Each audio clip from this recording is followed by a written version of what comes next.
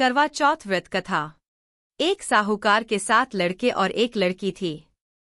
एक बार कार्तिक मास की कृष्ण पक्ष की चतुर्थी तिथि को सेठानी सहित उसकी 7 बहुएं और उसकी बेटी ने भी करवा चौथ का व्रत रखा। रात्रि के समय जब साहूकार के सभी लड़के भोजन करने बैठे तो उन्होंने अपनी बहन से भी भोजन कर लेने को कहा।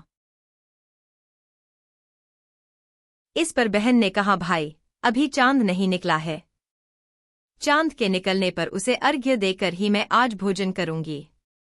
साहूकार के बेटे अपनी बहन से बहुत प्रेम करते थे। उन्हें अपनी बहन का भूख से व्याकुल चेहरा देख बेहद दुख हुआ। साहूकार के बेटे नगर के बाहर चले गए और वहां एक पेड़ पर चढ़कर अग्नि जला दी। घर वापस आकर उन्होंने अपनी बहन से कहा, देखो बहन, चांद निकल आया है, अब तुम उन्हें अर्घ्य देकर भोजन ग्रहण करो। साहूकार की बेटी ने अपनी भाभियों से कहा, देखो चांद निकल आया है, तुम लोग भी अर्घ्य देकर भोजन कर लो। ननद की बात सुनकर भाभियों ने कहा, बहन अभी चांद नहीं निकला है, तुम्हारे भाई धोखे से अग्नि जलाकर उसके प्रकाश को चांद के रूप में तुम्हें दिखा रहे हैं। साहूकार की बेटी अपनी भाभियों की बात को अनसुनी करते हुए भाइयों द्वारा दिखाए गए चांद को अर्घ्य देकर भोजन कर लिया। इस प्रकार करवा चौथ का व्रत भंग करने के कारण विघ्नहर्ता भगवान श्री गणेश साहूकार की लड़की पर अप्रसन्न हो गए। गणेश जी की अप्रसन्नता के कारण उस लड़की का पति बीमार पड़ गया और घर में बचा हुआ सारा धन उसकी बीमारी में लग गया।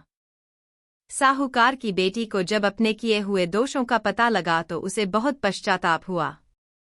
उसने गणेश जी से क्षमा प्रार्थना की और फिर से विधि विधान पूर्वक चतुर्थी का व्रत शुरू कर दिया। उसने उपस्थित सभी लोगों का श्रद्धानुसार आदर किया और तदुपरांत उनसे आशीर्वाद ग्रहण किया। इस प्रकार उस लड़की के श्रद्धा भक्ति को देखकर एकदंत भगवान गणेश जी उस पर प्रसन्न हो गए और उसके पति को जीवनदान प्रदान किया। उसे सभी प्रकार के रोगों से मुक्त करके धन, संपत्ति और वैभव से युक्त कर दिया।